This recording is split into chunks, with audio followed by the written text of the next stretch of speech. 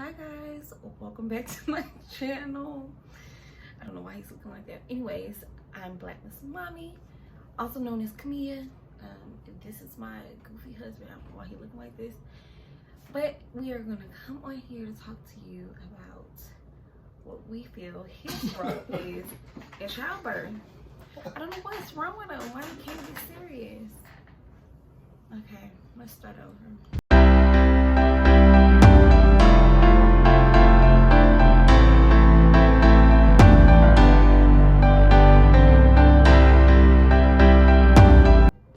Okay guys, welcome to my channel. I am Camilla, also known as Black Muslim Mommy, and today I have a special guest, my husband, and we'll be talking to you guys about what his role is, or what he thinks his role is in childbirth.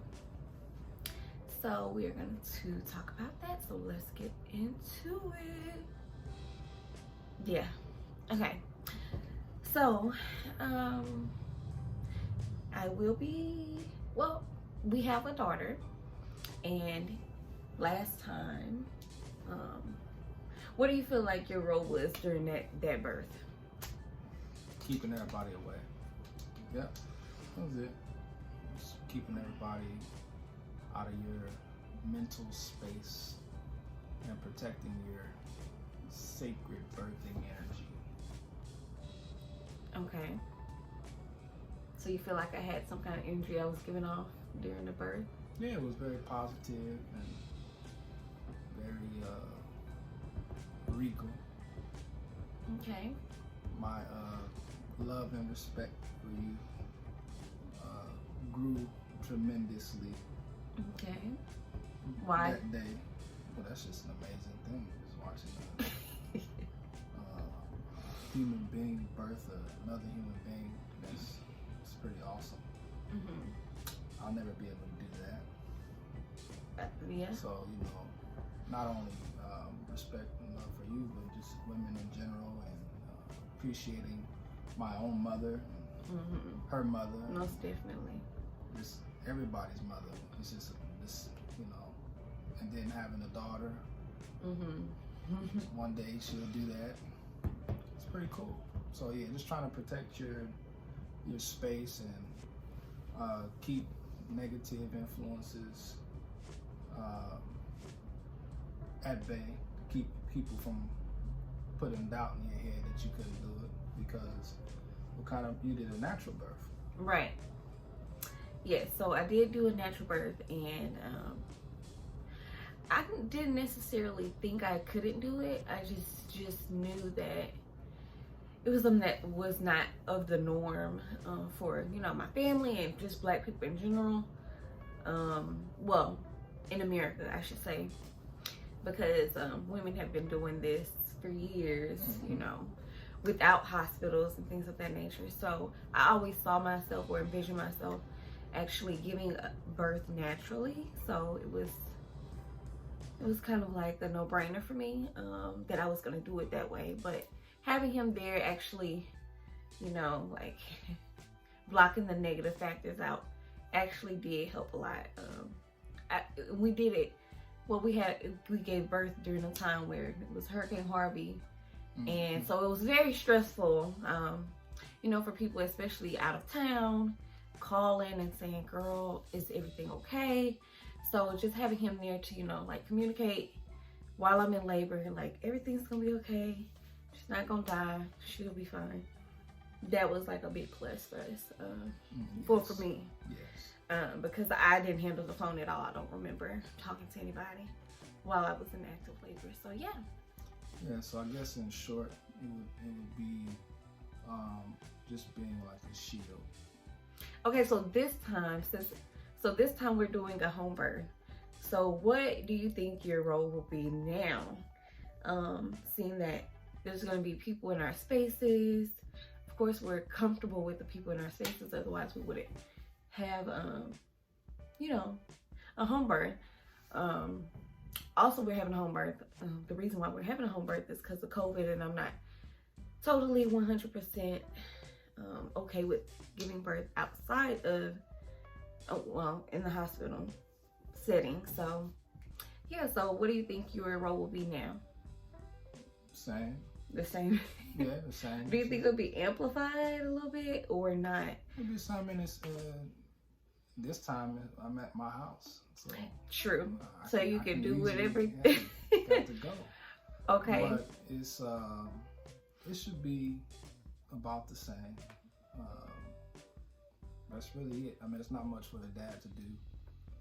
Whatever mom wants you to do, you kind of just do it. This last go around, she didn't really want to be held and all of the, you know, the stereotypical stuff you see on TV. No, I'm not really a touchy-feely person like that anyways. I don't like to be soft-touched.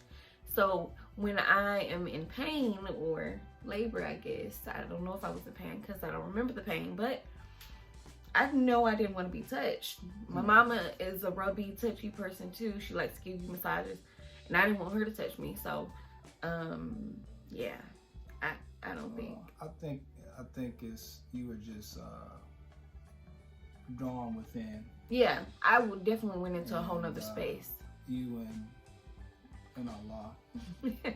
Yes, we're definitely communicating. Yeah, you were being in tune with Allah, and so I think so outside touch and all that type of stuff for you. It wasn't what you were looking for. So I kind of see the same situation happening this time. Yeah. Okay, another question in regards to our child. Well, we don't know if we want her to be in the house or not. We live close to our some friends and some family, so therefore we have the option of her being outside of the house. But what would your role be in that, like if she was to be here? Well,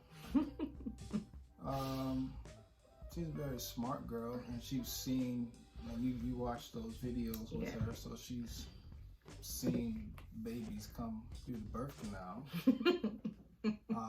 So it wouldn't be something that she's never seen before. So she's aware of what's going to take place, you know, very real when it comes to teaching the facts of life. Absolutely. You know, there's no stork dropping babies off at the door. And, you know, you don't get them at the store. So this is how it happens. Not graphically, but this is how it happens, and this is what happens when you have a baby. And so she knows exactly what that is. So I think she should be okay. I think just keeping her entertained during the waiting process, I think would be more of a thing, because that wasn't a thing last time. So. We didn't have to entertain anybody. And then it's not a thing at hospitals, because you can't have children at hospitals. I'm not sure. No, they're not in the room with you. When time, from my understanding. Oh, that's true, because I couldn't come to my. Well, no, I don't remember. Yeah, I don't know. I don't know if that's true or not. I've never had a baby at a hospital. I've only been to one birth, but I think I was old enough. I was like 17. I think you could only have a certain amount of people in the room. Anyways, yes. So once again, let's restate what you think your role is during childbirth. To be like basically just the same thing in marriage, right?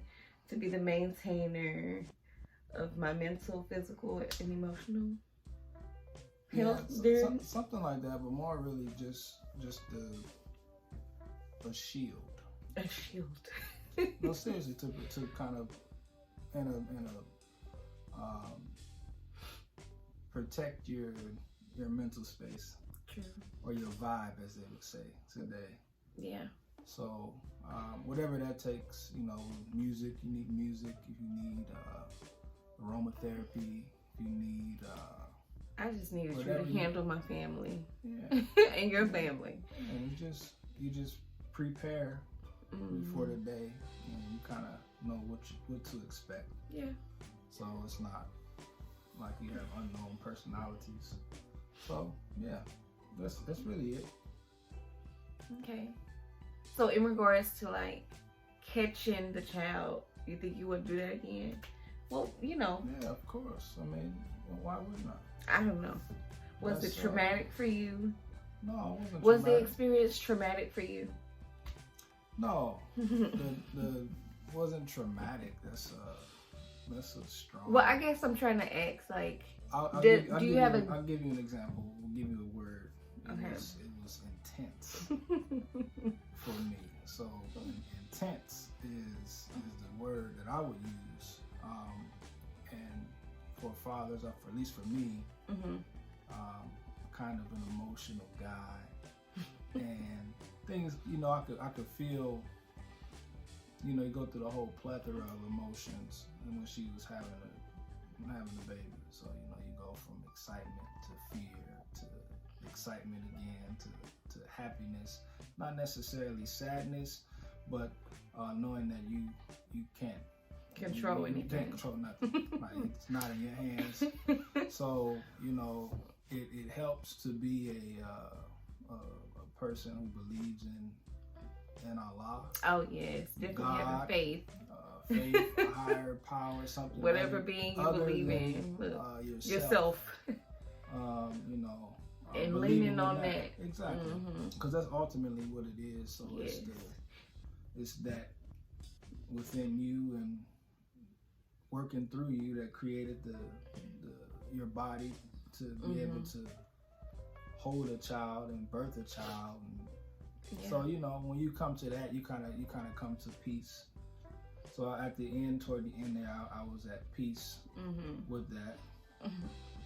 So it's nothing in comparison to what you go through or what mothers go through and having children.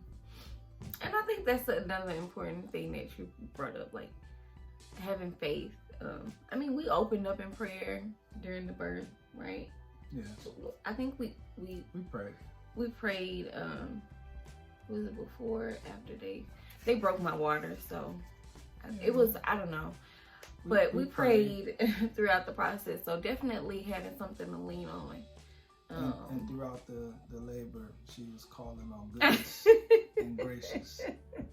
Yes. So that was her. Oh my goodness gracious! That's all I would say. Goodness gracious. So if she had been speaking another language, it would have been something else. Yeah. But goodness and graciousness is God. So those are His attributes. Yes, absolutely. So she was calling on Allah the whole time. So I guess in retrospect, looking back, that's really it. All that she could call on. Yeah. In that situation, in all situations. Yeah. So. Well, that about wraps it up. So, yeah. Thanks for tuning in.